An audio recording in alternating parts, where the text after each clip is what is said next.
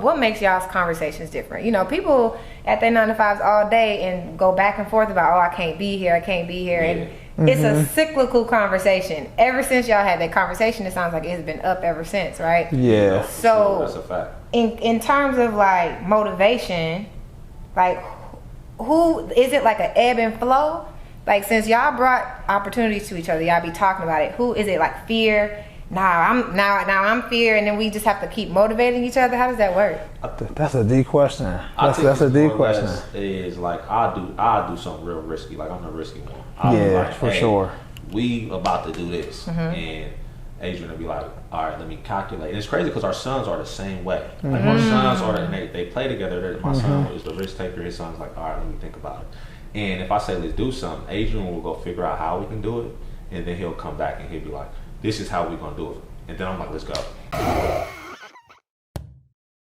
So I know that you'll agree, enjoying myself while I work is the vibe that I'm trying to be on. So I want to invite you guys to Sidebar ATL here in Atlanta, Georgia. Sidebar, on top of the good food and live music, they have 3 different experiences. That means you can join me in the garden room, in the gold room if you want to try the top of the line hookah, and they also have the dungeon where I hear what happens in the dungeon stays in the dungeon. So it's the perfect mix. If you're here on business or you want to blow off some steam after work, you can meet me at Sidebar ATL so that you can have a little bit of dinner and then turn up afterwards if that's your jam. So check us out, 79 Poplar Street here in downtown Atlanta, or you can call 678-800-0741. Let's get it. Work and play at the same time, right? Welcome to another episode of the Work and Play podcast. I want to say this is reunion style because I have had each of these heavy hitters on here and now I got them together. I don't know if we got enough energy in one screen. I don't know if the room big enough. Boy, you guys are in for a treat. I'm going to tell you right now, I have literally got to watch y'all journey from start to finish. And even before that, we got the podcast to cover in the gaps even when I wasn't there. So for those of y'all who don't know these crazy, really wonderful gentlemen, one, I say Arter McGee. All right, if y'all haven't already gotten hip to it, understand it's more than automation, it's more than VA, it's more than trading. It's a whole movement over here. But each individual, each man has their own movement. So I would love for y'all to introduce yourselves. Absolutely. We'll let T kick it off. Let's go, MJ. What's up, yo? Oh, yeah. Okay. I'm pipping. So my name is T Arter, aka Stock Trader T on Instagram, and I am an option trading mentor. That's it? Yeah, I mean, I'm gonna a little bit more. That's all right. Whole episode. All right, I got you. All right, so Adrian McGee, also co-founder of Arter and McGee Management, virtual staffing agency, and also owner of a digital agency, which is Systems Acceleration. So we help you scale your business and get leads and more sales. So that's what we do. A whole resume. That's what I'm talking about. Listen, wait a minute. But see, here's the thing, because both of y'all been on the podcast before. Adrian has that typical corporate background, right? He's got that corporate background. He's got that resume, Zhuzh, and then you got your resume at the post office. But you always been bucking the system. Yeah, always. I mean, I'm more of a straight to the point person. Yeah. So. Not saying that wasn't great. That was solid. I wish I could do that. Seriously, I wish I could do that. But I'm more or less of a person. Hey, this is who I am, and if you want to know more about me, you can come figure it out. Yeah, more or less, right? Because I mean, and also I am who I am. I'm him. So my energy should bring you to my page and want to get to know me. That's what I feel. At least. Yeah, and you are who you are through and through. Right. Latest win on social media is that last viral post that you did with your dad. 2 M's. Before you manifested it. Yeah. But when you posted it, I literally was sending it to everybody. Like, I'm like, y'all got to see this. That's crazy. Like, I know this man, and I didn't even. This is before 2 mil. Yeah. You've been doing some really impactful work. Yeah, so what happened was, I do a lot of great things behind the scenes. Like, I take care of my family. I'm really at that level and put in my life now. And the reason why I recorded that and shared that is because in the black community, men are really taught to be strong and not vulnerable, right? So that was a vulnerable moment in between me and my father, and I felt that's what someone else needed to see that, right? And to me being right, that's why me manifesting saying, hey, this is going to go viral, wasn't in the sense of, oh, look, I can go viral. It was more or less of, hey, look, the black culture needs this. They need to see this. They need to see dads' relationships with sons. And I have a great relationship with my father. Yes. We absolutely need it. We absolutely need it. So I can't wait to get into that. Also, you manifest like crazy. Yeah. Crazy thing is, first episode you and I did, Adrian was going in with the manifestation piece. It was real. Unfortunately, through the podcast journey, we didn't get it because of technical difficulties. But you were in your 9 to 5 at the same time, and you were actually still in trucking. You had making moves as soon as he got here, like on the trucking conversation. Listen, I'm about to do a podcast real quick. It was literally amazing to see. It was crazy. And now where are we at? Listen, it's the journey is just, it's unbelievable, right? When you think about it, because when you think about it, even thinking of the first episode, right? That was probably what, 8-9 months ago? Maybe 10 minutes? I don't know. I feel like it was about a year. It might have been a year. No, yeah. See, that's crazy, a year. So, in December, we both took the leap, right? And went to full-time entrepreneurship. And so we said it, though. We said we're going to step into the year without our 9 to 5s. And, we made it shake. And it's been a beautiful thing. I'm not going to act like the journey is all like, all go, though. We definitely had our struggles. We definitely overcame a lot.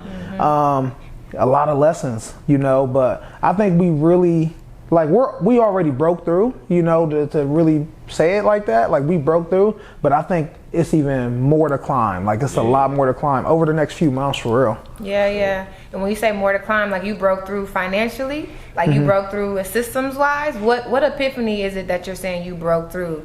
And then what is that growth that you're seeing moving forward? For real, like, at first it was all financial. Like, it went from freedom, right? So it went from time freedom to then it was like financial freedom. And it's funny because we hit a point where we were making more money than we've ever seen in our life. Like, it was crazy. Then I think we took a step back because we was grinding, going hard, and then we just wasn't having fun with it no more. We was just getting money, but we wasn't having fun. And I think that did lead to some burnout, and now I think we both took a step back and said, like, look, all right, so here's our financial targets. This is real, let's take care of our house. Let's live comfortable, vacation when we want, live the lifestyle we want. And here's that number. Yeah. And let's build a recurring model, right? That's when we really started focusing on subscription-based revenue. So that way we could just hit our mark and we could be comfortable. So I think that's the biggest understanding that we made over these past few months that really kind of elevated our mindset that can give us the lifestyle that we really want, which is that time freedom. Yeah. I'm thinking about the fact that both of y'all manifest like crazy, right? But what it sounds like is you manifested a particular life and then y'all made a pivot. Like, y'all made a pivot somewhere. So tell me, when y'all were in the lab, because before we were cooking, but it wasn't going, right? So when y'all were in the lab, what were the conversations? I can only imagine the type of brainstorming that was happening with you guys together. Like, okay, this is the life we want to create. This is how we're going to quit our jobs. And then this is how we're going to build a business. At that time, what were the conversations like? That's a minute ago. Yeah. We was calling each other from our 9 to 5s. I mean, we was like, what, because I was trading at my 9 to 5. And he was trading. I think he was working from home. Yeah, I was working from home. He was working from home, but he was on so many calls, he wasn't really able to do something. We was running the trucking. So we had to take care of trucking as well, but it was more or less that we're doing too much. Why are we working so hard and getting, because you got to understand something, and shout out to Keith because it's always stuck with me, is what is it, what did he say? Your wages outweigh, profits outweigh wages. Right? That was it. And when he said profits outweigh wages, we're like, we're getting money, but we're not getting our full potential. They're capping us at a point of an amount of money, and we're not being great with this, right? Yeah. So we said, how can we overcome this? And we knew trucking was like the gateway to open everything up, and it really was. It was. And we were like, all right, I'm talking about when I would get off work, I would come over, he'll pull up, we work, and we'll meet up virtually. Or we'll execute how are we going to get there. And then when we decided after all these meetups how are we going to get there, we said, hey, we made a bet. We did. Hey, if you don't leave your 9 to 5, if you come into the new year with your 9 to 5, you owe the other person $1,000. And I know that may not seem like a lot, but here's the thing: it's just accountability. I didn't want him to be telling me like, you walked in, you left me hanging. you know. And I'd have been like, I need my stack. I need my 1,000. So that's more fuel to fire. Who was more motivated? Because Adrian told the story of the trucking and how you knew it was 2K. Or who brought trucking to each other first? I brought it to him, but he was already learning about it with someone else. Because here I'm sitting here like, okay, what makes y'all's conversations different? You know, people at their 9-to-5s all day and go back and forth about, oh, I can't be here, and it's a cyclical conversation. Ever since y'all had that conversation, it sounds like it's been up ever since, right? Yeah. So that's a fact. In terms of like motivation, like who is it, like an ebb and flow? Like, since y'all brought opportunities to each other, y'all be talking about it. Who is it? Like fear? Now I'm fear, and then we just have to keep motivating each other. How does that work? That's a deep question. That's a deep question. Is like I do something real risky. Like, I'm the risky one. Yeah, for sure. We about to do this, and Adrian will be like, all right, let me calculate. And it's crazy because our sons are the same way. Like, our sons are, they play together. My son is the risk taker. His son's like, all right, let me think about it. And if I say let's do something, Adrian will go figure out how we can do it, and then he'll come back and he'll be like, this is how we're gonna do it. And then I'm like, let's go. Are you still trying to get a leg up on your entrepreneurial career? Now, I told you about the morning meetup, the community that was created for the betterment of entrepreneurship. And we are cooking up some really cool things. Now, here's the thing. If you join today, you can actually get in for 60% of the original price. So if you join today, all you have to do is download the app, and I provided the link below so that you can join us. We have community, we have a book club, and it's the largest group that meets every single day, Monday through Friday at 8 a.m. to literally get a head start on entrepreneurship. So if you're still trying to grow, you don't know what your business is going to be, but you know you want to be an entrepreneur, this is the community for you. So check out the morning meetup, click the link below, download the app, and join us today. You know, he told me, because I wasn't about to pay for that course. Hey, shout out Alex. Shout out Alex, good energy. Shout out Alex, I was not paying for that course. Adrian was like, bro, I'm gonna make it work. And then I was like, all right. You know, and when you trust someone, when you trust someone to say that, his word was everything. So he had to fulfill that. Yeah, and it held me accountable too, you know. And it is funny because, like we said this before, I was hitting him up and I was serious, but I was like 60% serious. You know what I mean? And when he sent the bread for the course, like, all right, bet, I'm about to send him my 1,000. And he sent it. And then I was like, dang, that took me from 60 to 100. You know what I mean? Because, like, dang, I can't, he just sent the bread. I can't go back on it. Yeah. So that's really the experience of trucking. Like, that's what's so crazy. That's why we're so grateful. And I actually ran into Alex at where were we at? A few times. We were talking about when we were Recession Proof. Recession Proof. And we ran into him in Atlanta at a Big Helm's party. Yeah, but Vegas. That's when we told him, like, I said, hey, look, like, we just grateful, bro, because we got introduced to entrepreneurship from trucking. Like, our company hit 6 figures in 4 months in trucking. And when we got introduced to our value, when we put time on it, and we could see, like, hey, like, we just making a few phone calls a day, and like, this revenue is running without us having to do anything. So we got introduced to it, and that's what really, like, turned us up to, like, another level. What I heard is you increased your value. Talk to me about, I love this dynamic, because you're trading, right? And you remember that conversation I called you, and I was talking about my whole personal situation, and I was talking about this perception of return on investment.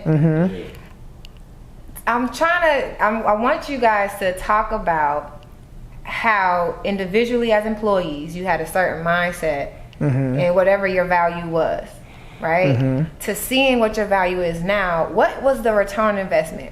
What was the investment journey? You get what I'm saying? Let me know if y'all following my question.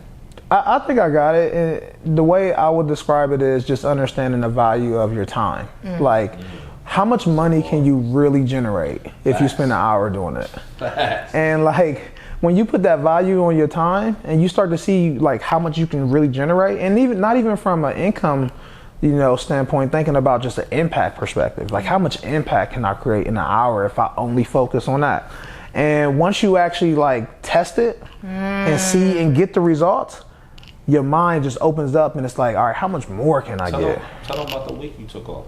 Oh yeah, that actually, Without that week, I probably would have been paying him $1,000. Like, What happened? Tell me about the week. Yeah, so I took a week off of work early November, and so I hit T up right before. I said, T, November, we need $20K. We need a $20K month. I said, I never made $20K. What are you talking about? I was calling crazy. He did, and it's funny. Even though you were doing trades. I wasn't doing my $1,000 days by that time. Ah, okay, okay. Yeah, it's funny. We're going to jump on how it actually happened with the $20K month, too. So I took a week off of work in November. I was like, I'm getting more clients. Let me see what this looks like. What does a week full-time look like of entrepreneurship for me? So I took a week off of work and just was getting it in. Like, wasn't like really grinding hard or anything. Just was getting it in, communicating, focus on revenue-generating activities for the whole week. And I brought in like $13K that week, while I'm working my 9 to 5. So I was like, wow, like this is powerful. But what makes it so funny about that $20K, goal that we hit was he doubted it initially, but he actually hit it. Like he hit it before I did. I see it. In trading. No, like passive income as well. Tell me. We had targets. I charted it out on a whiteboard. He had me go buy a whiteboard. I charted out on a whiteboard in my basement, like, okay, this is all I need to do to get this. And I think I hit $18K by like the second week. Second week, and I was like, bro, I'm at 18,000. He was like, what? And then that was the week he was starting his vacation. He said, I'm behind. And then that's when he caught up with the 13. And it's crazy because you don't know your potential until someone exposes you to it. Right? I would have never thought of $20,000. Right? I wasn't making my 1K days yet. I would have never thought about it. I was just like, okay, I'll go a little harder in the market. I'll go a little harder. This is when I was still doing personal people's credit repair. I was like, all right, I said I'm gonna close a client every day. I was grabbing somebody every day, phone calls. And when you really set a goal that doesn't seem attainable, it means more to you when you get it. And what's so crazy is I told him, I was like, bro, I would have never, thought about it. And then you want to dive deeper into it. He was like, yeah, but we need to have 50 by April. We want to get 50. We did say that. We did. And I'm like, 50? We just made 20. I'm like, what are you talking about? But we hit those numbers though. We hit the 50K mark. And I'm talking about, like, it's just so amazing because, you a lot of people, when I talk to people, entrepreneurs, they're like, man, I would kill to have a business partner. Facts. Listen, man, it's powerful. It is powerful. I'm telling you, I'm breaking it down and I see it literally because both of y'all got the manifest energy, right? Y'all both believe in yourself. You want greatness for each other. You got this like structure and strategy. You got this straight manifest big visions, right? By you encouraging him to like draft out the vision, it makes your manifestation crazy. It's really like none of this is magic. It makes sense for me now because I'm like, yo, your vision is crazy. A strategy plus belief. And if you're doing it by yourself, it's kind of like, okay, you got all the strategy, but sometimes you need a little sprinkle. You need somebody to push you a little bit. Like, like Tia definitely get on me all the time. Like, I just dropped a crazy promotion this week, like $97 funnels. I saw it. And I was sitting on it for like a week and he like, bro, can you stop messing with that and just drop it? Yeah. And I'm like, all right, bet. So, I dropped it. It went bananas. Did it really? Yeah, it went crazy. Let's talk about the business structure. Because when we talked in the Airbnb and I said, like, whatever I said, because I believed it. Like, we 3 dope human beings. I'm like, listen, if we just get together and mind map, I know it's going to be something crazy. And we were talking about doing a little smoking in between, right? Because it's like your creative energy is crazy. What I saw was just greatness. But I didn't know we talked about client acquisition. We talked about a hashtag strategy. You went fire. You went crazy on it. And then everything just started going. I'm like, yo. So let's talk about the business strategy. When I met you, you were trading. And then when we talked, you were building out your first program, I want to say, or actually like your first or second iteration of like what your systems. Yep, those building systems. Yep. So what was the first nugget for you guys to say we're going to work together? What was that first nugget to say what are we building together? I think we were already in trucking. Yeah, trucking. You guys were already in trucking. Yeah. You were doing trading and you were doing systems. Yeah, because here's the thing is we're always, we're gonna dibble and dabble on each other's business. Okay. Right? Like if I talk to somebody and I see, like I just talked to somebody yesterday, and I'm like, hey, I can't help you, but my business partner can. You know, it's like an alley hoop. Hey, I can't help you, but my business partner, or he'll have a client and then he'll send them my way. And it's more or less of, if we keep each other fed, like his program is high ticket, so he gets the most upfront money. But my program is reoccurring, so I'm thinking of longevity. So if we alley hoop each other off, then you know we're both making money together. And I feel as if, regardless of what client I acquire, he can always add value to them in some type of manner, right? And that's all it's about, and that's what we have to. That's how we continue to build, because we're not being selfish and thinking like, oh, I got this person, you know, and not try and keep it for ourselves, or I got this trade or whatever. Right. Like he forced me to trade. He forced me to teach people how to trade. Right. I remember that. I wouldn't even be in this position. I would probably still be making a nice amount of money. Yeah. But I wouldn't be an authority. Because he made me an authority by forcing me to teach him and then teach others and say, okay, look, you can really do this and that. Like, it's crazy. That is crazy. How many students you? Oh, I got over 100 now. I taught over 100 people. 100 people. And when we did the first podcast, how many did you have? I don't think it was like 30. Yeah, like 30. Yeah. You just put some gasoline on it. You've been going crazy. No, it's just amazing because it's like there's people that I would have never thought I would be in a room with who I've purchased their course and stuff like that. It's like what it says, like when you get to the league, right? There's only 5,000 people that made it to the NBA and actually played a game. People don't understand those stats, right?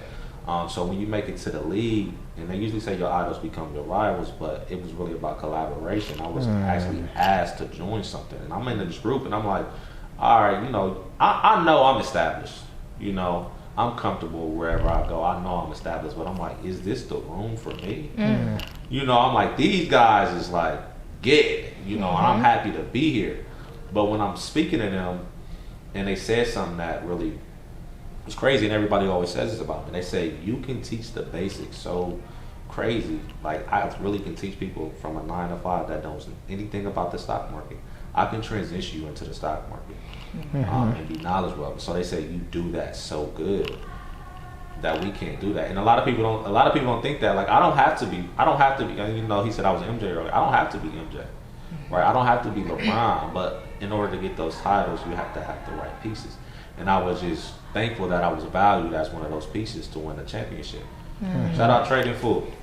Let's go. Yeah, and I've seen you guys go live, and the mixture of everybody, it's like y'all leave a whole bunch of ego and stuff at the door, and y'all just teach the people, and y'all just talk about the numbers. So I love the Trading Fool, and I love your content. It'd be funny, like when you do those little skits, you know, that Trading Fool skit. We going back to your partnership. Everybody would kill to have a partnership. But maybe we could spend some time individually on how y'all spend time doing work. Like, what does the day-to-day work ethic look like? We got the grind season, right? Are you grinding all day and sometimes y'all talk on the phone, or does it look like more play than someone would think? Nah, this dude be going to work. Yeah, I'll be working. I'll be working. Yeah. I'll be working, you know, just, I really love what I do, you know what I mean? And so, and I'm building. I'm trying to really build something really, really unique. So I do be working. You know, T spends a lot of times on the phone teaching people, and I probably spend a lot of time kind of on the back end part of stuff.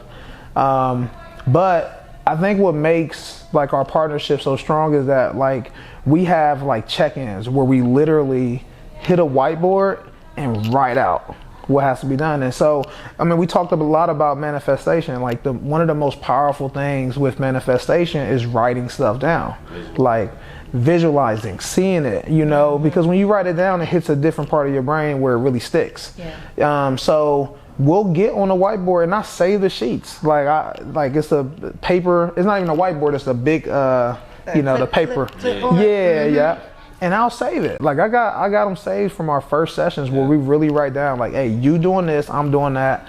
And then we hold each other accountable to it. So if you have business partners, like those check-ins are probably more important than anything that you do. You know? And the alignment is so necessary, just so we could say, like for our VA business, like we said, like, hey, I'm going to handle payroll, because payroll, I'd never imagined payroll to be such a big issue. Yeah. Like, but he handles the operations. Because I come from a management standpoint. So And the operations, when you say you come from management standpoint, you do better with people. I know how to move employees around. I know how to, customer service. I know how to deal with tough situations. Okay. So it just comes natural for me. He's a numbers person.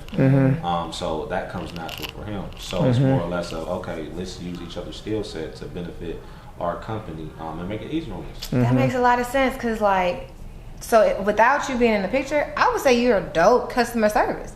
Like, you think I am? Yeah, y'all, my first VA. I appreciate that. Absolutely. So I'm gonna give y'all a testimonial real quick, because my first VA, going through the process of working with the VA, I've grown so much as a leader, right? Emotionally, mostly, right? Because I got the systems on lock. But when it comes to the operations side, I would say, like you said, like having a conversation, what needs to be done, managing my expectations, being irritated with someone, not like flying off the hinges. There have been times when I talk on the phone with you and you're like, okay, first of all, it's empathetic off the your empathy is off the chart. And you're like, listen, I understand what you're going through, and then you talk me through, okay, so this is what do we need to do? What's the solution? It's never like, I don't feel like I just complained and I left. Because that's how you lose customers, right?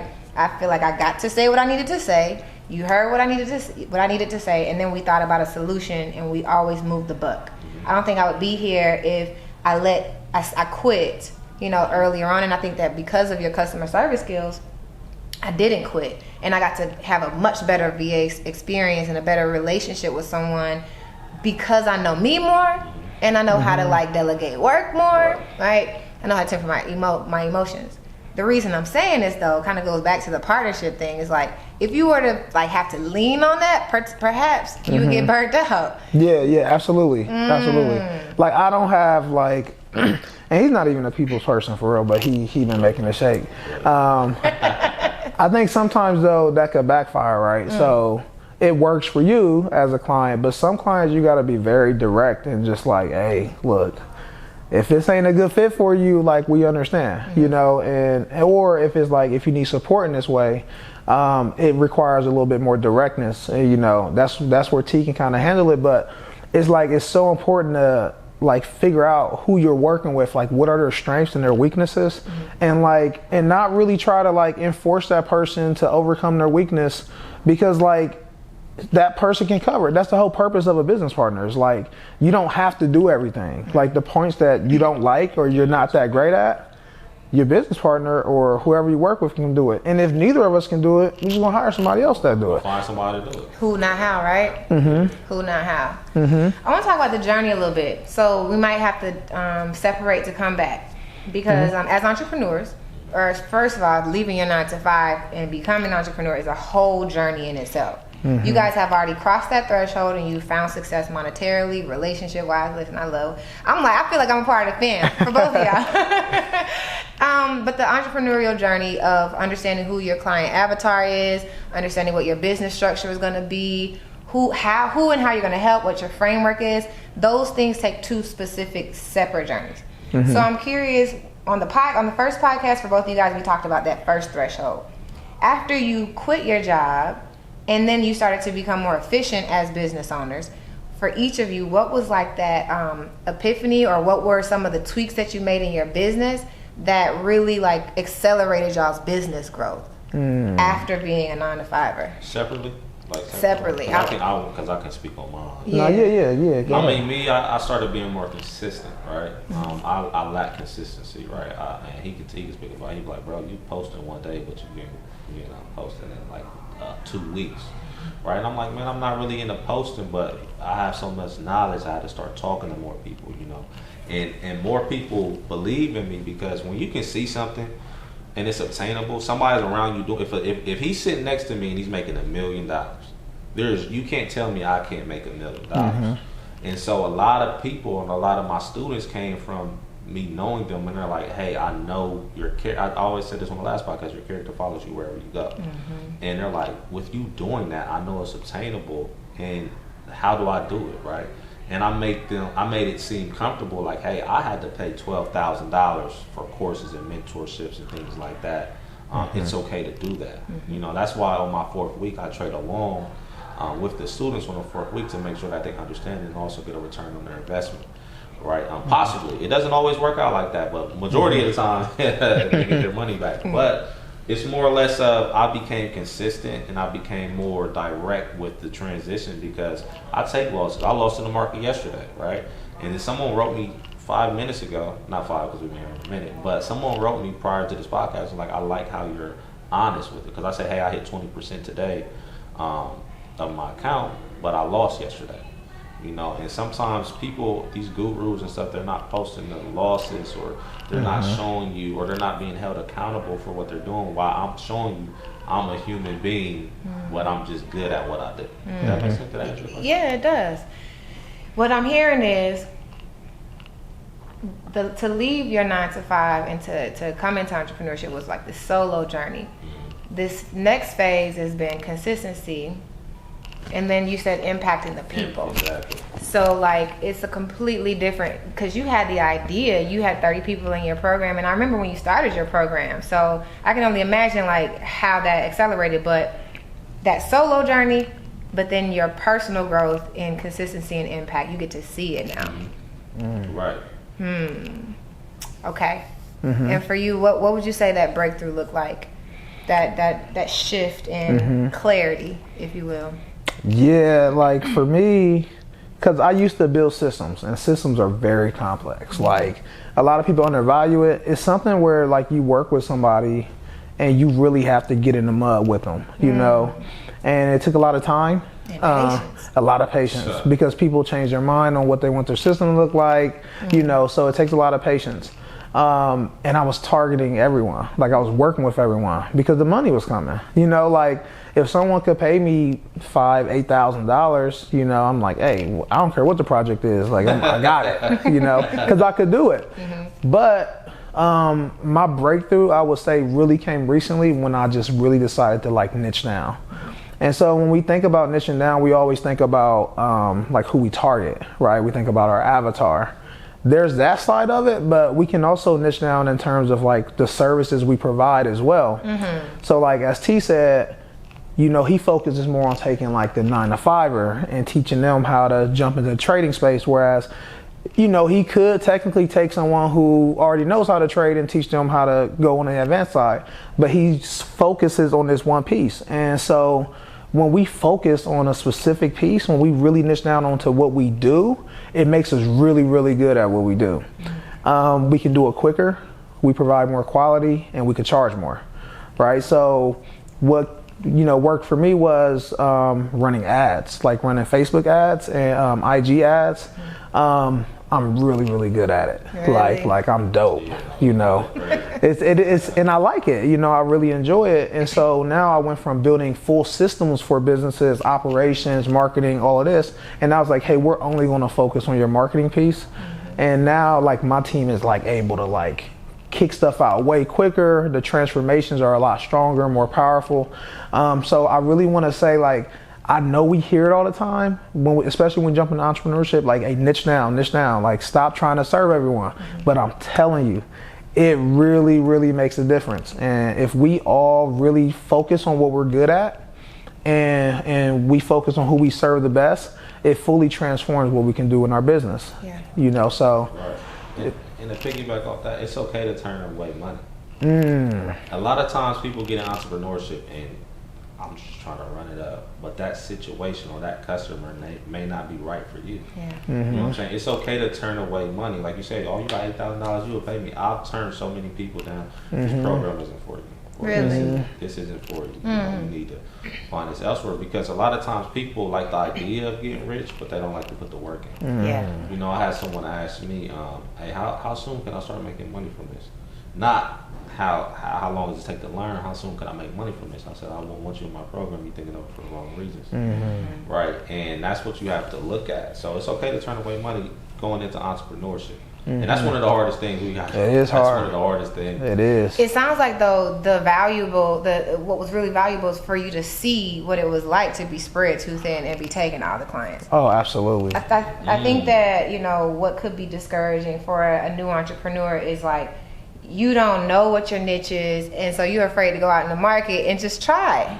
Right? Like, you guys are talking about, you guys have made it past the threshold, and I think why it's so daunting for people who haven't taken that journey is because we talking about niching before I even figured out, like, you know, what's my sauce.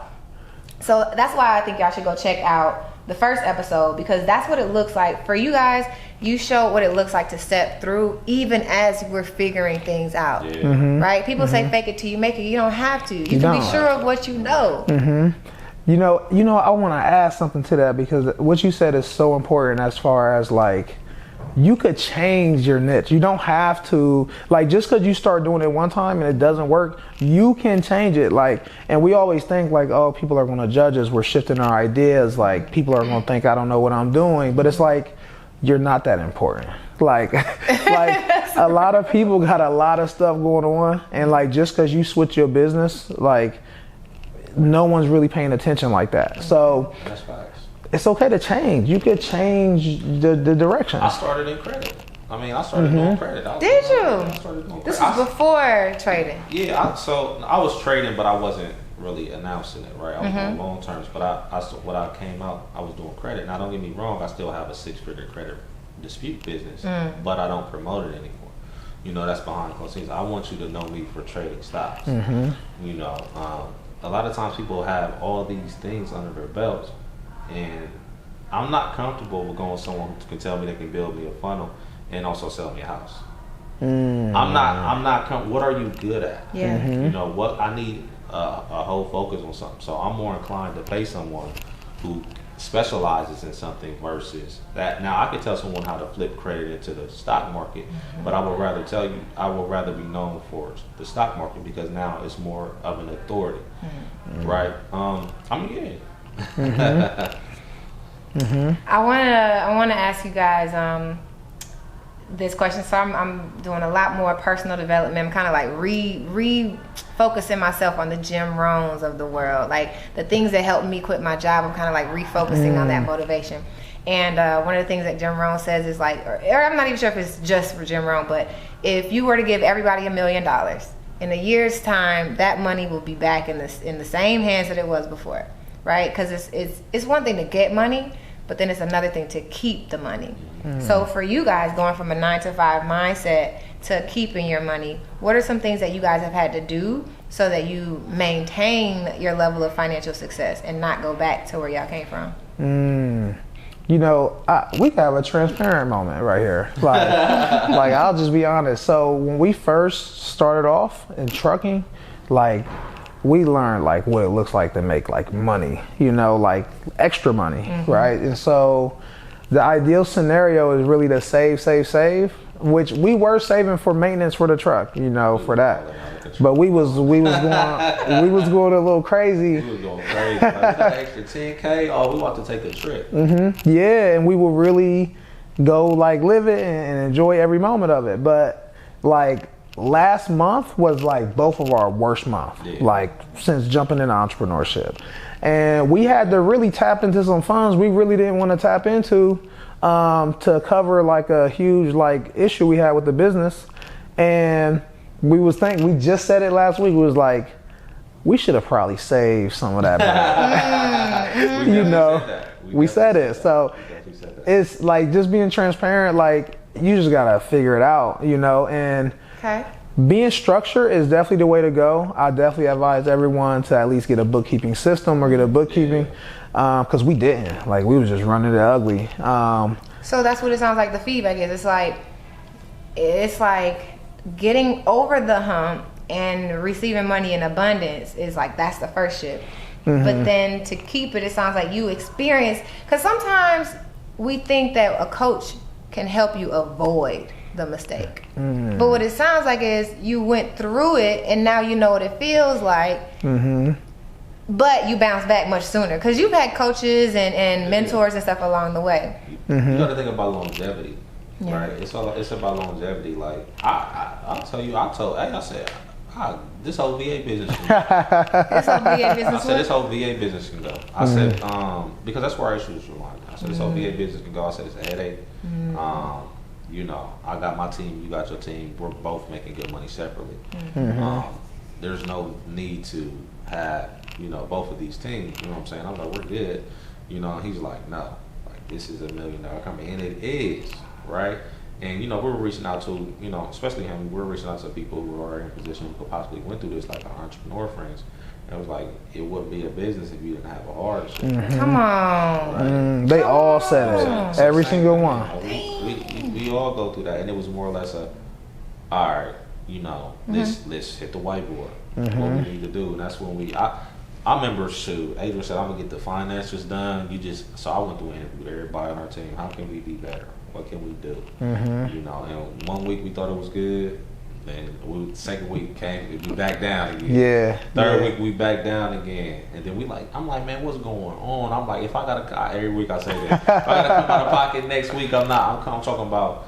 What we had to transfer $10K like 2 weeks ago. Yeah, we had to transfer $10K. $10K for payroll, out of our own pocket. And is this your mistake? Is this just regular business mistake? Is this? It's a delegation mistake. A delegation mistake because we didn't have the systems set properly. It's not his fault.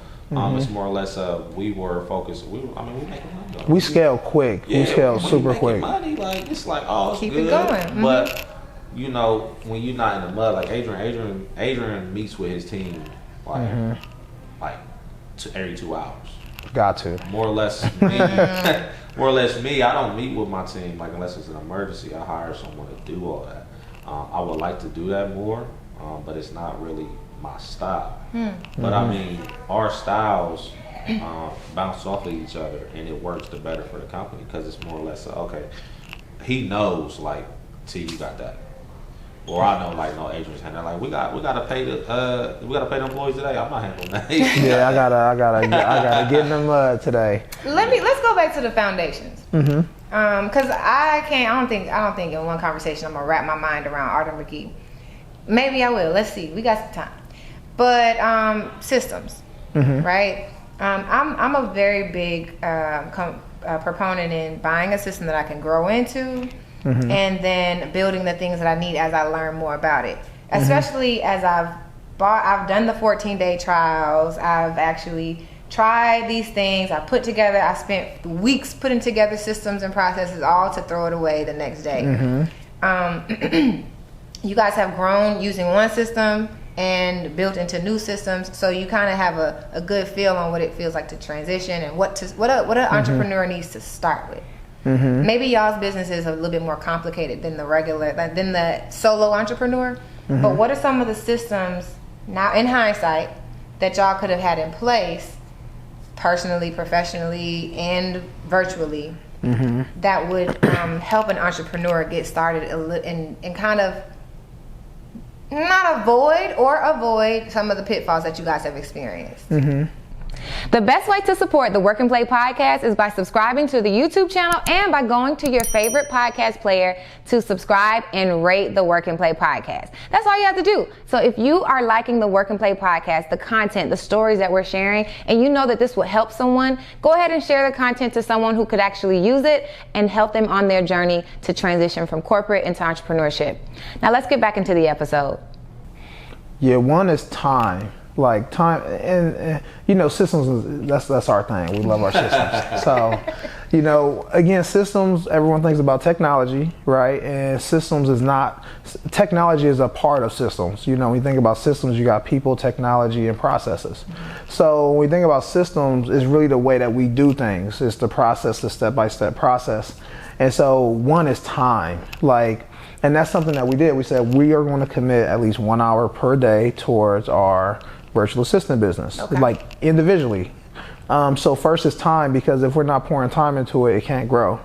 So time commitment is always huge. Another thing is just like when you own a company and like our staffing agency reached 45 people.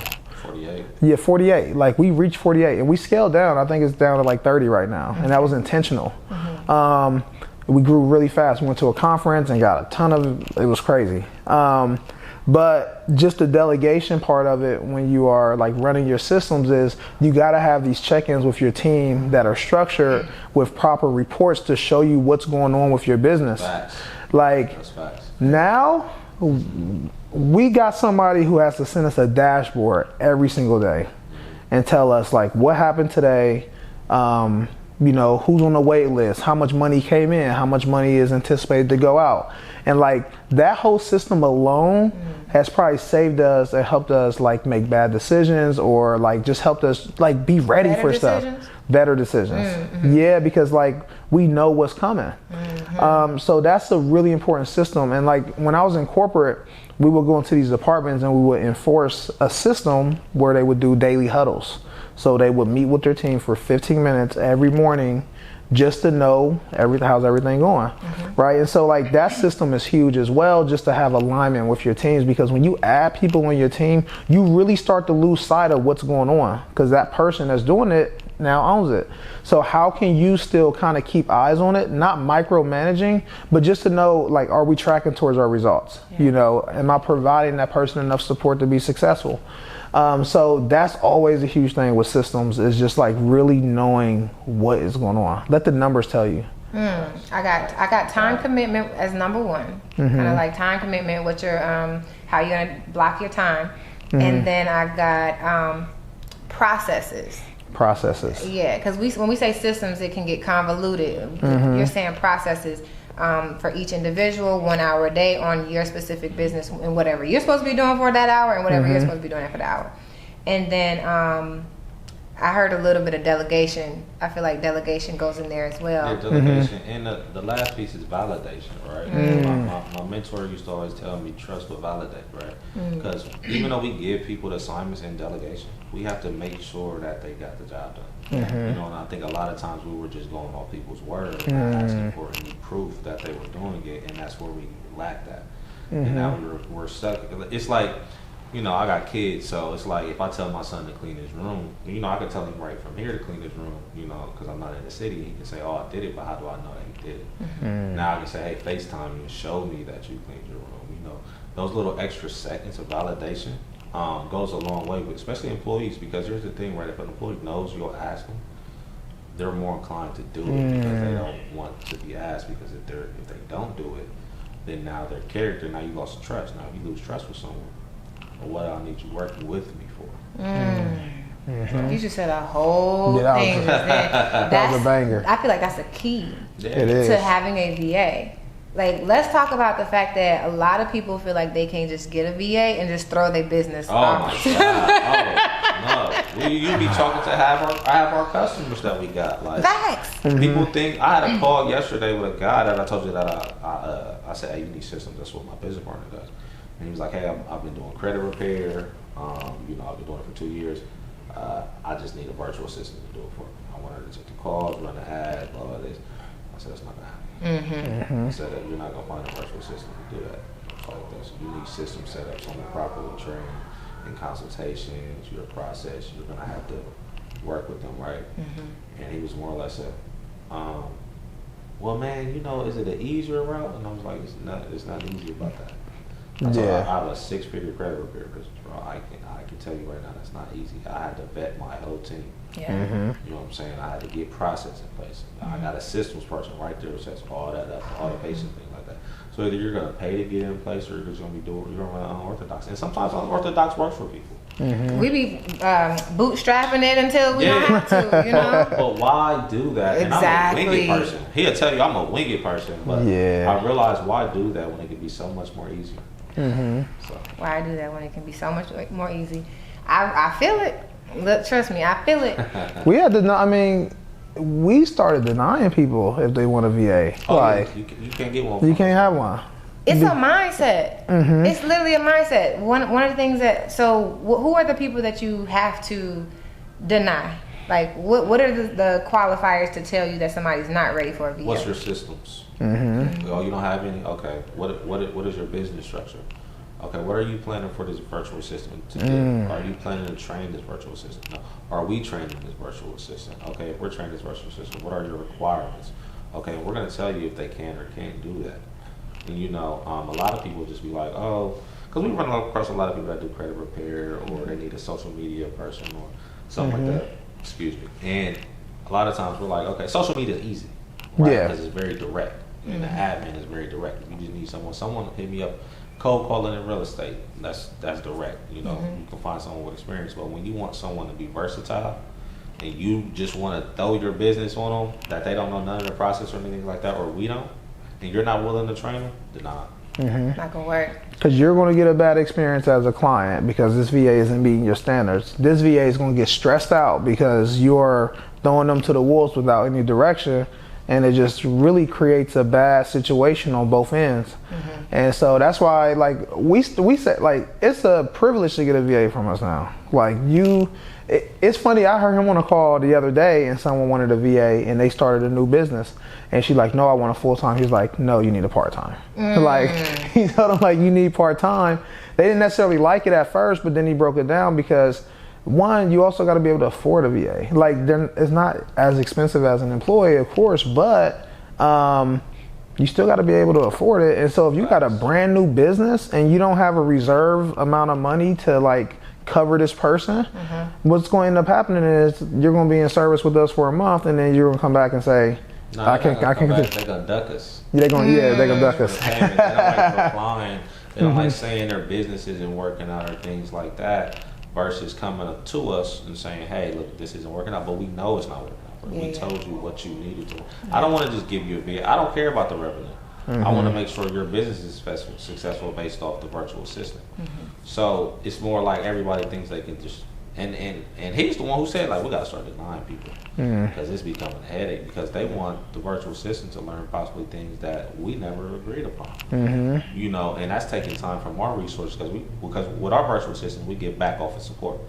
So if this person doesn't know social media, they're going to work with someone in our back office social media. That's what a lot of other virtual staff agencies don't do that. And so now you're saying, oh, this person doesn't know how to do this. Well, you never said this person needed to do that. We trained them accordingly to what you wanted. Okay. So it's really man. Look, I'm gonna tell you, giving someone a VA to delegate to their business and their systems are out of place. Never again. Yeah. No, I think that's a simple, and I can attest to that. That makes sense. I'll just keep it at that. I'm curious about you guys' culture, both in Arter McGee and in your families. Because if someone were to look outside looking in, I'll have an insider's view, so to speak, right? But it's also I get to see the outside looking in. So you guys spend time with your families, you guys enjoy yourself, you go on vacations, but then you're working at the same time. And because I have my VA is with Arter McGee, I get to be like, oh, okay, like she likes working there. Like y'all be having like little costumes, like y'all do fun stuff. So how much of you guys building your culture in your business is intentional, strategic versus organic? That's a really good question. I mean, I think it's man. We so me and Adrian have the same background. For who doesn't know, right? We both grew up on the south side of Columbus, Ohio. We both had two parents in our household. You know, and our parents are just alike, which is crazy. Just alike, it's crazy. They're like they're just alike, like they're together. And when we started Arter and McGee, we wanted to build a family-oriented business because who likes going to work and they're not comfortable with it, right? So when you build a family-oriented business, it's more or less it's a double sword because here's the thing, right?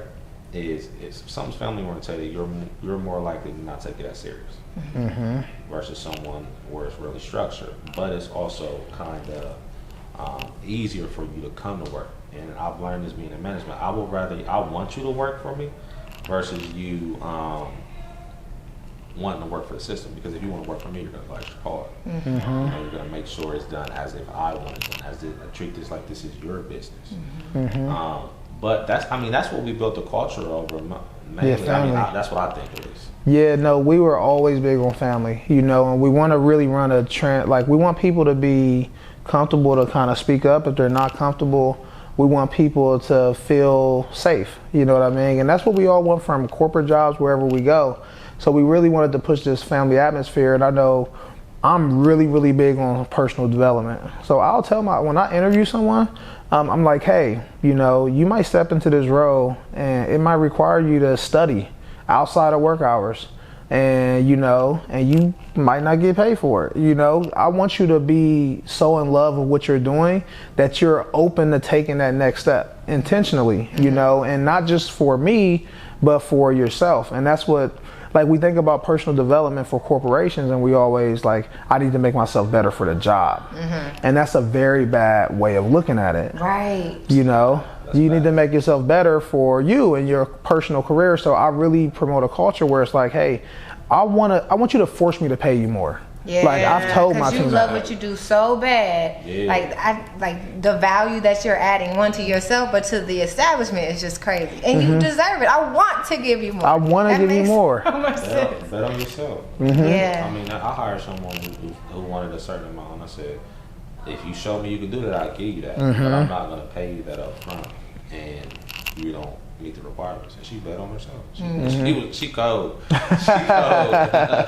Being entrepreneurs now, have you changed your perception on corporations at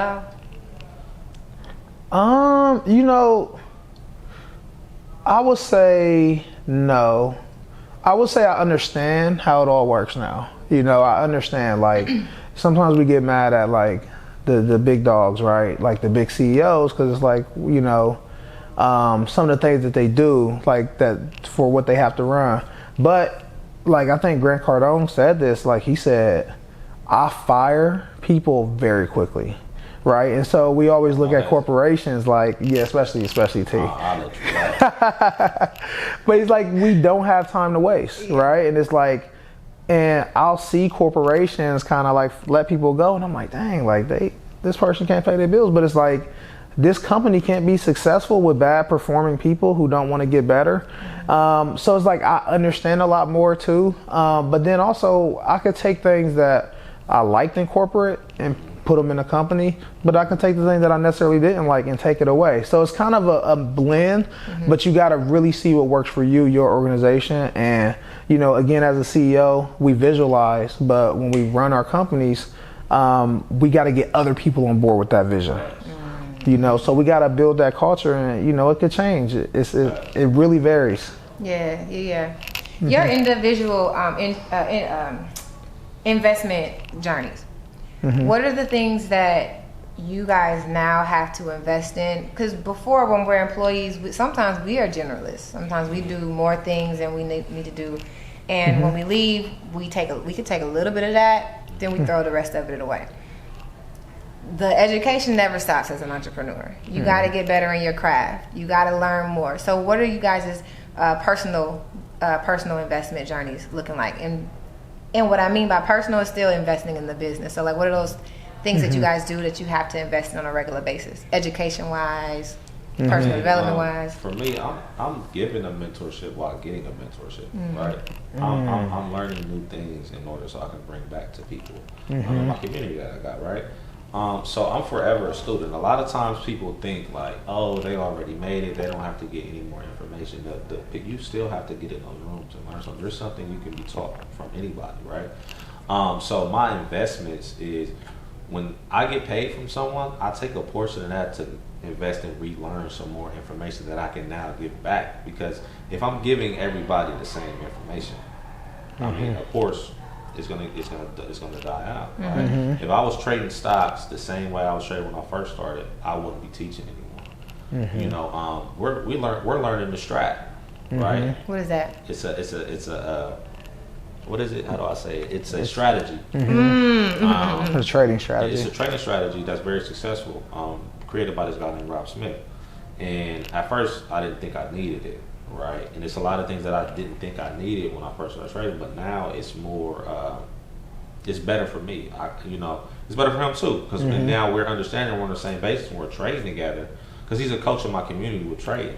So now we're getting, you can look on my timeline, we're actually making people's rent in a day, and things like that. And the investment goes to be, if they're paying me a recurring fee, and I'm helping them pay their bills, I have to go out here and be hungry for this information so I can bring something back so everybody eats.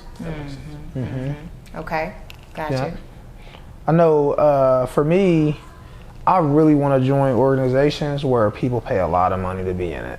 Because, like, to be honest, it just invites different people. Like, and so I'm in a program now where, like, people are talking about 7-figure months. You know, they're talking about, oh, I just hit my first $300,000 month.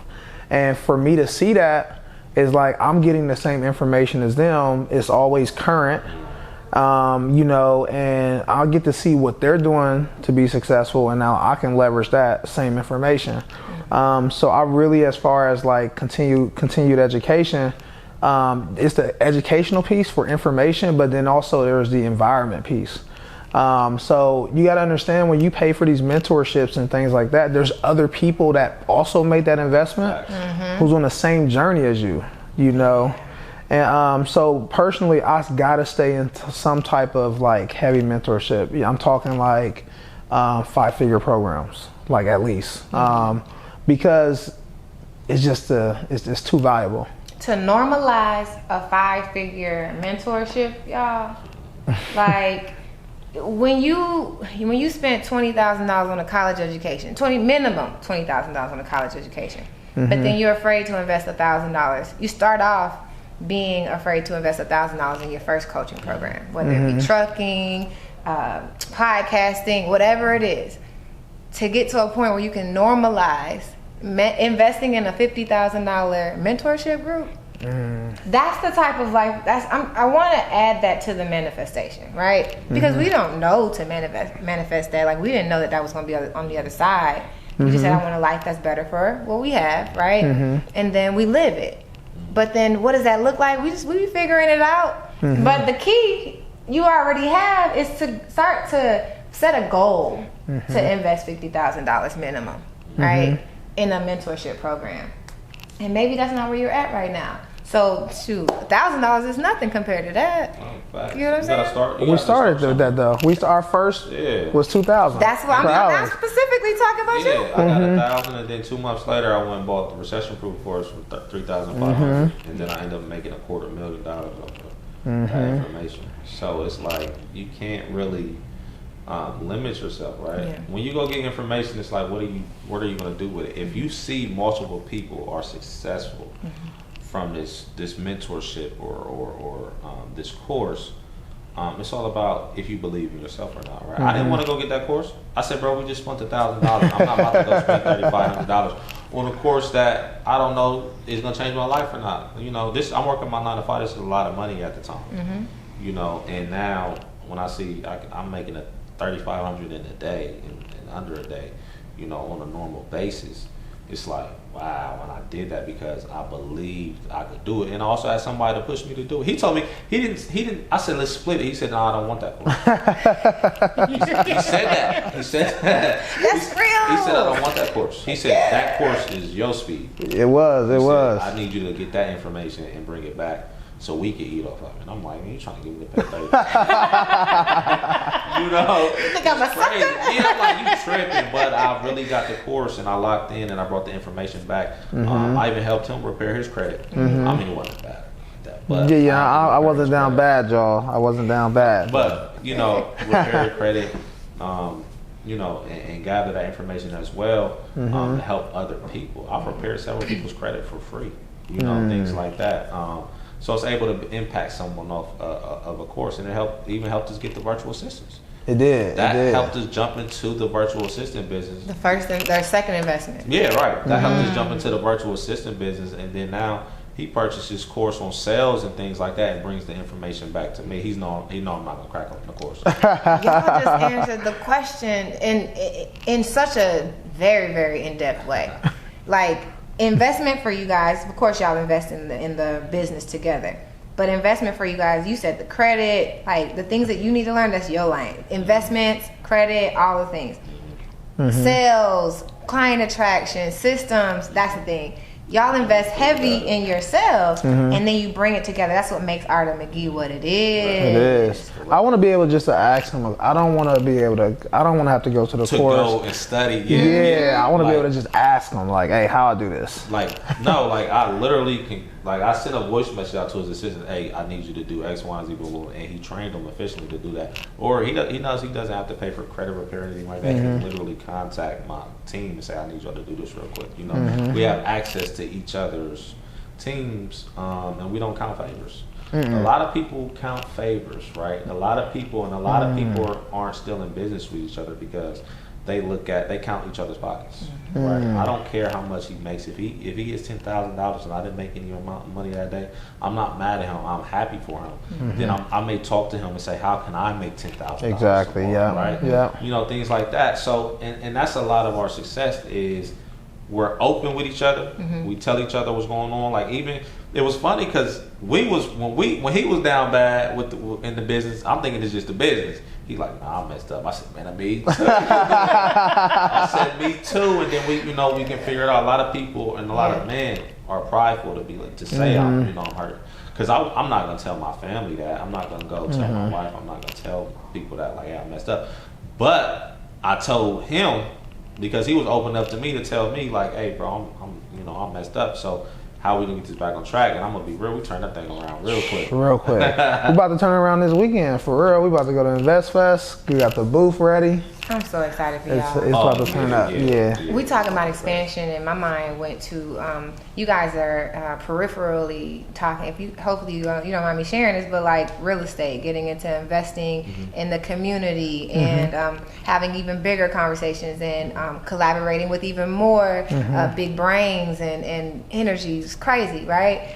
And one of the things that a friend of mine said is like with Black people, we oftentimes undercut our success because like when we invest in things, we start getting in our own head and trust kicks in, and the relationship that you guys are saying right now where you can be vulnerable with each other is now required when you guys are building this team with other people, whatever type of collaboration it looks like. So for you guys as business partners going out into creating more value, how do y'all manage talking, like having relationships with people, business relationships with people? How do y'all manage investing, like $40K or $10K in an external thing?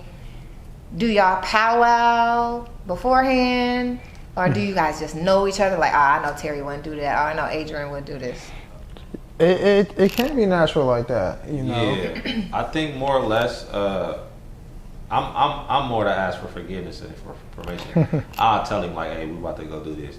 And he be like, you sure? He like, you sure? I'm like, yeah, we about to get it done. Like, so one of the things that I did, I said, man, look, we need to make an advanced mentorship for the people that already went through the program. I'll bring you in, you can coach them. We'll charge them less, because we know some new stuff. And he like, all right, cool, I'm with that. That's gonna make him work harder. I really didn't ask him to do. I didn't ask him to do that. I said we're doing that. And a lot of times, as business partners, we agree to be a part of each other's stuff. Sierra was just in here, and Sierra was like, hey, I seen y'all did y'all's thing in Vegas. We need to slide to Invest Fest and get a booth. We're like, okay, let's go do it. Because we believe in each other. I mean, Sierra's like really my cousin. That's like my blood cousin. But she's also someone that's, that's a millionaire. Like, and then she's a woman who inspires us. It's like no hate there. And if you can, it's always energy, Ariel. It's always energy. If someone has the correct energy, I mean, we can definitely build on something. But if someone is selfish or anything like that, I can't. I'd rather build with someone who's not selfish versus with someone who is, because at the end of the day, you're going to make sure you're successful, not the team. Is that the same for you? Do you move off energy, or do you move more on strategy and structure? Makes sense. I know for me it gotta make sense, because I could deal with different personalities and different energies. I really just want to make sure you got a game plan, and I want to know how you gonna react if it don't go well, and that's always the biggest thing. Like, we collaborated in our city. Like, we had a conference, the MMM conference. This is a shirt that we're wearing right now. Minorities making millions. Shout out to MMM. And you know, we came together in our city, and I'm gonna say I ain't never been to anything like that. And we got 120 people to come out and come to the event that we threw in like 4 weeks, and it was amazing. And we linked up with, it was me, T, Sierra, and there's Keith and Dre. So it was 5 people, and we had to collaborate for this event. And it was a lot. Like, it was a lot that went into it, you know. It was a lot. Like, events are stressful, you know. We ain't hired no event planner. We just did it. Just did it. In addition to y'all business. In addition to the business. In addition to, I had to prepare for trading for it a week before. I'm moving my parents from one crib to another crib. It's very stressful. Yeah. It's very stressful. And that's when it comes, I mean, you gotta be ready for that stress though. When you collaborate with people, like, it's not always gonna be gravy, but we gotta have clear alignment. And you know, I think we did that pretty well. We just made alignment, and we're still growing, learning each other more. But to answer your original question about, like, as far as getting a business partner or something, like, I really gotta make sure, one, you got a reputation, you know what you're doing. And 3, I gotta know when stuff don't go well, you gonna stay in the mud with me. You gonna get it in with me, because if not, it's gonna fail. It's not gonna work. Yeah, I tell him if I'm gone. I'll be like, nah, I ain't doing this. Yeah, he will. He will. Well, see, but I think that in some way, y'all get each other's risk level, right? Yeah. Like, to be like, okay, so T ain't gonna like this, and it's not like a new relationship where you don't know somebody and they just jet. And first of all, you don't know why they jet. You don't know the makings behind it. You don't know their family situation. You don't know their risk tolerance. And it's just like, okay, you can't take that risk because you don't know the person that well. Exactly. Which is why you guys are blessed. Yeah. No, it's a big blessing. It's definitely a blessing, because I mean, much of my success, like me becoming an authority, like I never envisioned that. I like getting money. I didn't like people. I like getting money behind the scenes. You know, they used to what y'all used to call me. We used to call him, I don't know if we could say it on that. We used to call him flexing. We'll just say flexing T. They used to call me flexing AT. Oh, yeah. Because I would get the bag, but I wouldn't show you how to get the bag. I wouldn't show you what I was doing. So he'll just pull up in the Porsche in LA, and you know it's like, oh, that's TV and T. But it's more or less now. He's like, bro, you gotta impact people. You gotta show people, you know, they can do these same things because it's possible. And I'm around like people. Yeah. You know, but having someone to show you a vision, you know, show you what you can do. I wouldn't. Most of the, I tell Adrian is so humble, and he behind the scenes with the stuff, right? Like, a lot of people see me, Sierra, and they're like, oh, they getting it, because me and Sierra, yeah, they the big clearly dog. Getting it. They the big dog. And, but they see Adrian and they're like, well, Adrian, what do you really do? Right? And then he has to really say it. I'll be telling him all the time, like, I make bosses. Like, I turn their business up. Like, he 10x my business. Like, I when we plan on 50K months, I hit 50K a month. I mean, I know some people out there like, oh, this is just 50K, that's cool or whatever. You know, but there are also people who are like 50K in a month. Yeah, that right. sounds. Yeah. Right, and it's going to 6 figures in a month. We're definitely on track for that. But he's one of them type of people who levels someone up, and he stays behind the scenes, and it's okay. It's okay. So you don't have to be on the scenes. You don't have to be on the camera. You can do your thing behind closed doors. And be okay. And that's how it was. But now it's crazy because I'm an authority, and I can't go behind those doors because people are reaching out to me 24/7. How can I do this? You know, but I mean that's what comes with it, bro. But you definitely, you know, turn me up and help me out. My God, hey, it's the same way. I'll probably still be in corporate right now if T ain't really, you know, push me to understand what I could do. To be honest with you, because if you talked to me a year and a half, 2 years ago, I'm like, I'm never leaving my job. I am straight. I am cool. Eat what you kill. What? Yeah, like what? Like I'm good. But then, you know, but that's the power of the right environment, the right people pushing you. And, you know, T showed me, like, bro, like, you did this for me. Like, you could do this for other people. Like, you don't really need to do that, right? And so sometimes you need that enforcement. Like, it's super important.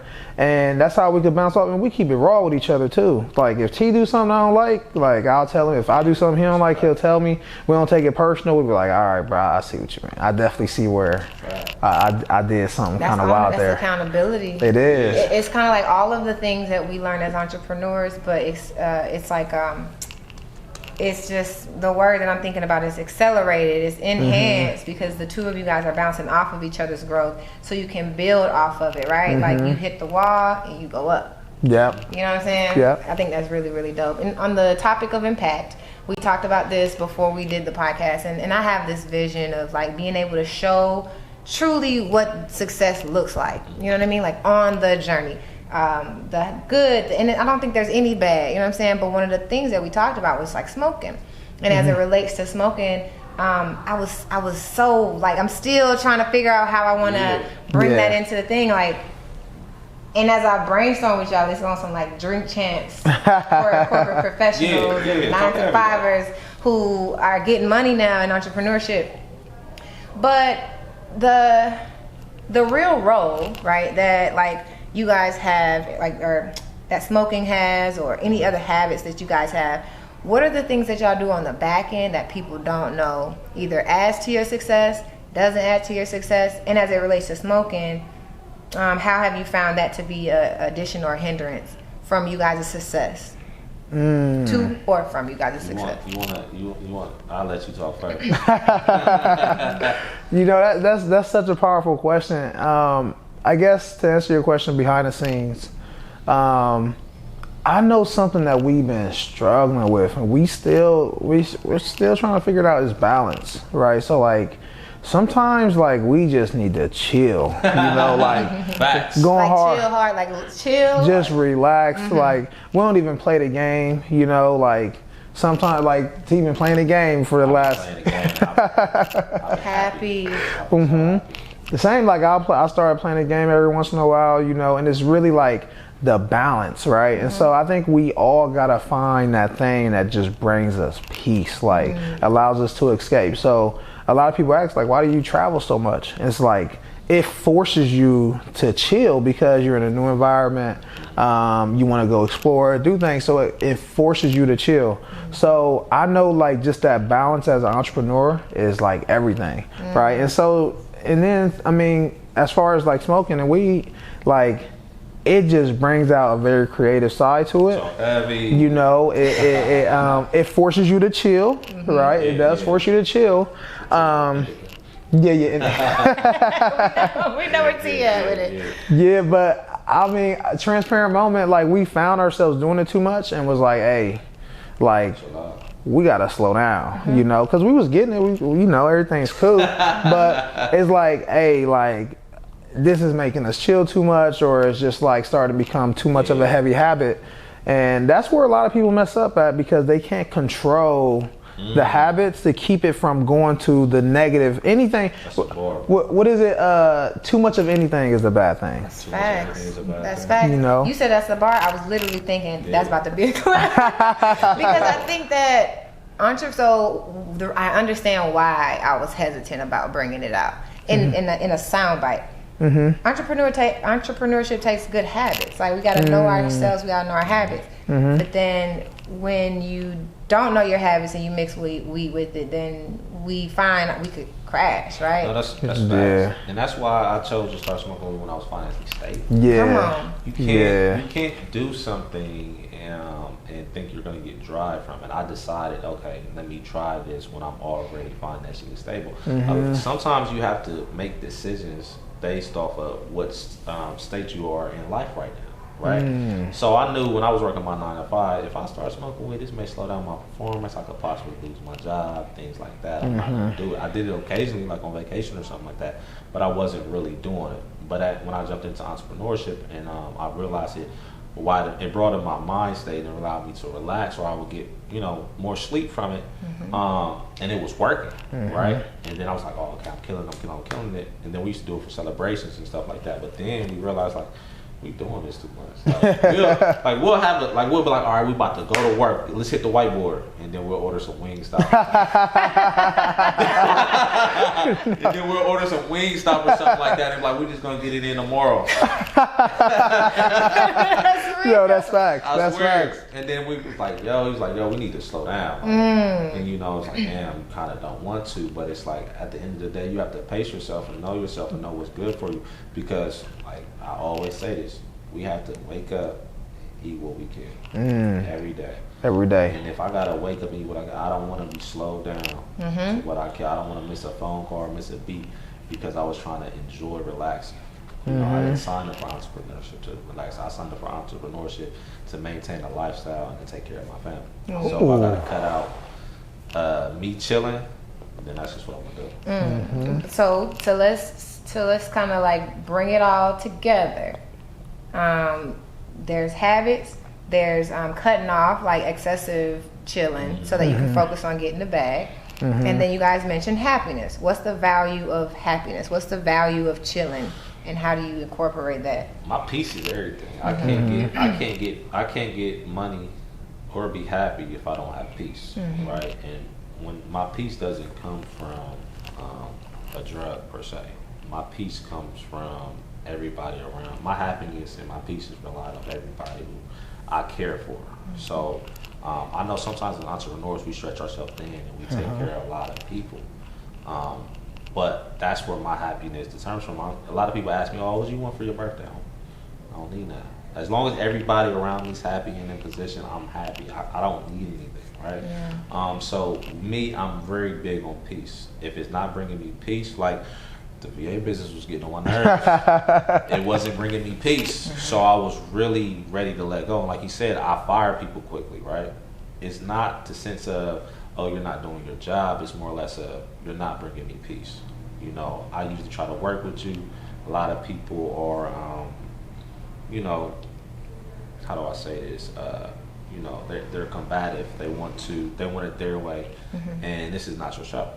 This is Arter Capital Consulting.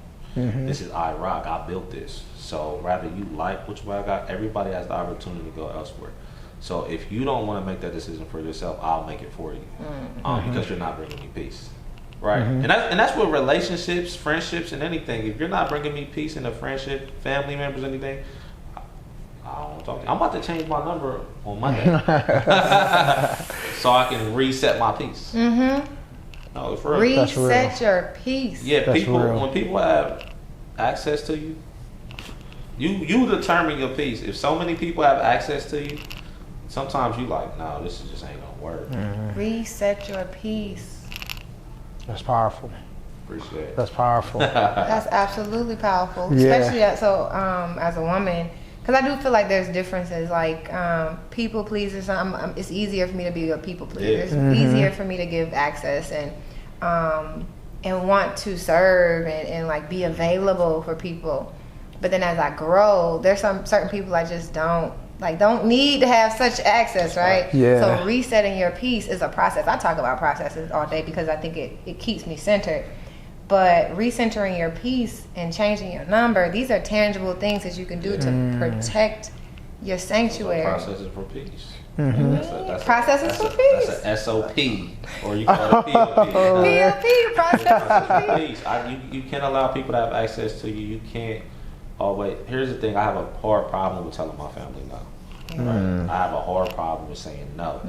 But if you tell someone no, see how they react. Because if a person can't understand that I can't do something for them and they're upset about it, I don't need you around. So now you just burnt the bridge completely because you got upset the one time I told you no, but didn't think about the 30 times I told you yeah. You know, a lot of people take that risk. They expectations is high. I'm pretty sure, we're being transparent here, I will post something and be like, oh, I made $3,000 today. Adrian says I can't say that. Yeah. I keep that on the low. I can't. Like, you know, I will really, and I need to practice that for real. And he be telling me to do it because, like, I got the same number I had since middle school. You know? Like, I just don't want to change my number. I know what you mean. You know. But yeah, like, you know, if I post something like that, like, I will have people reach out, like, hey, can I host something? Oh, or, really? you know, and it's like, I could teach you how to do it. You know, like I could, my boy got a master class that he's giving away for free. Check it out. See if you're interested in it, tap in with him. But people won't do that though. Won't do it. You know, and that's because everybody wanted the easy way. So yeah, that's true though. I got to keep it on the low. No, that makes sense. You guys just gave me so much value, and I feel like I just did a master class for me to be a better coach, because these are the things that we have to really help people understand as they accelerate, as they change their lives. These are tangible examples of changing your phone number, you know what I'm saying? Or not posting certain parts. So we talk about like social media strategy, but it's about like, who are you becoming off of? When you're a 9-to-5er, you're not into social media. You use it as like, oh, I'm gonna go on vacation real quick. Right. I'm gonna do a little picture. I never thought of that. That's what you're right. You know, you don't think about strategy of exposing yourself to people.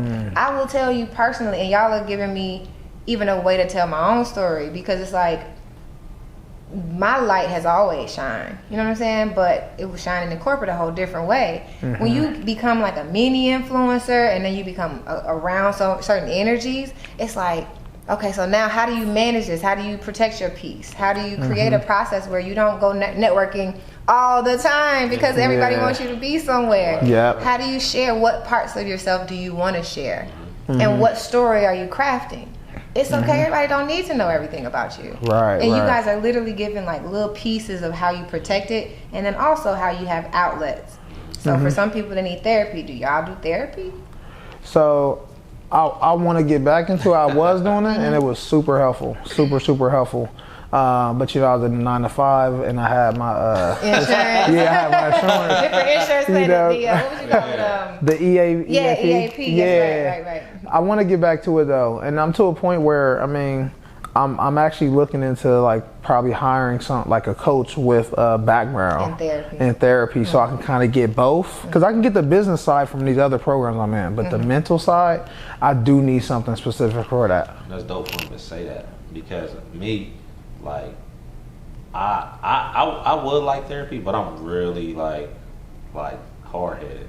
But I'm also open. Like, I cry. Like, you see me cry multiple times in my life. Like, I cry. I'm very open. Go check out that video. You'll see him cry. I cry with my dad. I cry when I got married. I cry. I'm very open crying. I mean, that's cool. I mean, a lot of people can act tough or whatever. I'm one of the manliest men in the world, but I still cry. But I mean, we got to understand as men, for you even to say that you would accept therapy, that's different, because a lot of times is people we struggle with our mental issue. Not saying you have a mental issue, but saying you struggle with some things, and for you to want to hear someone's advice to you says a lot. Because I know me, I'm stubborn. I'll be like, nah, I don't need to go. I'll just go cry. You know? Crying is therapy, though. Yeah, crying is therapy, and it's okay to do it. And a lot of people, and that's another reason why I posted the video. Like, it's okay to cry. Y'all let one out at the end. Yeah, they did. I wasn't planning on crying. Like, I was happy that I was able to. Beautiful though, man. And I take care of my family. Like, I moved my family from a house they've been in since I've been in high school to another home paid for by me. So I do these things. I don't record everything. I share that, and it's crazy. So crazy how many trolls there is out to the right. People saying, "Oh, it's just $1,000." Like, I had a guy say, "Oh, it's just $1,000. I cash app your dad 3 bands right now. Here go the cash app." You dropped it. You dropped the cash app. Oh, yeah. They DMing me. Oh, look at my account. Bro, why are you messing with an account? You said you're gonna bring my dad 3 bands. I record him saying thank you. I had a guy message me and say, "I'm sorry, bro, that I said that. I never had a dad in my life." And you know, and it's so crazy because you get I don't understand how people really go viral, because I'm very like, you would never say that to me in person. I'm really big on respect. Like, I'm really big on respect, and so many people live on the internet, and it's like, I'm not doing anything for the internet. I got a cameraman about to follow us around, because I told you, well, this ain't gonna drop no time, so I'm talking about the documentary. But it's more or less you get a bit of success, and people really hate that it's you and not them. It's like, And they come for you. They too. come for you. Oh, I was. They talk about. Oh, he used to do this, or he's like that. Oh, he ain't like. You don't know me. I've elevated. Right? Mhm. Yeah, I used to be like that. Everybody has a testimonial. You can't sit here and tell me who I am as a person. Everybody that I grew up with as a kid, unfortunately went to prison. I didn't go. But so you can't tell me I wasn't in the streets, and but you're not gonna sit here and tell nobody, oh yeah, he used to be in the streets, he used to do X, Y, and Z. No, I'm elevated now. Now I'm teaching over 100 people how to get money in the stock market. I'm teaching people that's coming home from those type of situations how to get money legally. Right? A lot of people try to voice their opinion on you when they see. Stally said this. Shout out Stally. He said, "It's crazy how they want to come for me when they see me living comfortably." Right? They want to disturb your peace. They want to disturb your peace. The peace. And that's why you can't give certain people access. And that's why I will cut the conversation quick. You listen, I can read this book called No BS Time Management for Entrepreneurs. You're not getting, if you call me, you better have what we talking about right now and your point across, because at the end of the day, my time is valuable. Once you learn that your time is valuable, you'll spend it different. Oh yeah, your life will change. Like everything you do, the people you put energy towards, what you put time to, it completely changes when you really understand. Like, we all can make $1,000 per hour. Like, we all have that ability. You know, and once you crack that code and figure out how you specifically can do it, your life will never be the same. Never. Dang. Y'all got It's like that. It's like that. I could do this all day. I would love to do a part 3. You know we gonna. Oh, Yeah, We gonna turn up 1 year from now. We're gonna probably have a meal by then. So We'll probably be back on the meal by then. So We're gonna be in a whole different studio. Yeah. Like straight up. Like, You're gonna have your own studio. Man. Yeah. Speak You're gonna on have, it. Yeah. We're gonna come on stage. Yeah. You get what I'm saying? Oh my gosh. There it is. These guys here, manifestation in the making. I really, really appreciated you guys sharing your time with me. I've appreciated watching y'all's growth. I've appreciated being a part of it. Like, I literally, I love to come up. This is a great time to be alive. It is. It's time to be alive. But look, in REL though, like, I don't Right. Like, I'm talking about, like, I came down to Atlanta, never met REL. Good energy, always good vibes, and always willing to give someone an opportunity. And you don't find people who are willing to open up their platform for someone. I just met her, and she's like, I need you to come on my podcast. You know, because she's seen something in me that I didn't even see in myself. And I was like, look, give me some time. So she gave me the opportunity, gave me some time. Whatever you need from me, any way I can add value, always feel free to reach out. I'm proud of you. Likewise. No, same. Look, I gotta follow up with that because just in our session alone, like a year ago, when we got in the lab and you helped me determine my program, my potential, and what you're doing is so amazing. The platform you're creating is amazing, and you're really showing people your niche is amazing. To take someone from the 9 to 5 and show them how to transition into entrepreneurship. I mean, we needed you 6 months ago, but no, I appreciate it. Anything you need from me, you already know. So we appreciate you. Absolutely. And the best way that I can repay y'all is just to be as great as y'all. You know what I'm saying? The way that we add value to the world is the way that we add value to each other. And these guys have given me such a breath of fresh air. I'm about to wipe my whole whiteboard clean and get to the strategy. We're about to be visualizing like crazy. So those of you guys who are still watching and have made it to the end, and you want to connect with these men, like you want to either work with them, you want to stay to the journey. First of all, individually, what you guys are offering to the people, and then how can they get connected with you guys moving forward? You want me to get my resume or something? Now, you start off with Arter and McGee, and then you could do your thing. Oh, okay. So look, if you need the best virtual assistant you can find, you go to A&M, you go to Arter and McGee. It's on Instagram. And it's a black-owned virtual assistant business. He doesn't like to say that, but I love to say it's a black-owned virtual assistant business. We didn't know anybody in this lane. We jumped in this lane, and we built success over it. Regardless of our trials, it's still going to be $1 million company. Oh, yeah. 7 figures. How to find me? You can find me at Stock Trader T. I'm pretty sure she's going to add it under the video. Please don't let no fake profile find you, right? You ask you how your trading is. I will never ask that. Do not get finessed out the money. I'm an option trading mentor. I have a credit repair business. But if anything I could say is, I want to add value to you any way that I can. So feel free to DM me at any time. There it is. There it is. Nah, you set it up. That's some high standards. That's right there. Standard? Oh, okay. Yeah. All right. So yeah, T already dropped it on Arter and McGee. Again, best virtual staffing agency you can find out there. So definitely tap in there. Personally, you can find me on IG at The Grind Season. We were talking about changing names. I was just thinking about that. I might have to. Dave hasn't changed his Sleep is for Suckers yet, so I might not. But you can find me for now. You can find me at The Grind Season. Again, we help run your paid ads for your business, so that way you can acquire sales on autopilot. So a lot of us are working too hard. I'm gonna be honest, I don't post as much anymore because I figured out how to run ads. So I don't even really post that much. But anything you need for your ads, we can run it up. I think we do it better than anybody out there, to be honest. So you can find me there. But yeah, let's just grow. Any way we could provide value, we're here. Feel free to reach out even if you got questions or anything. So let's get it. Do what you guys gotta do.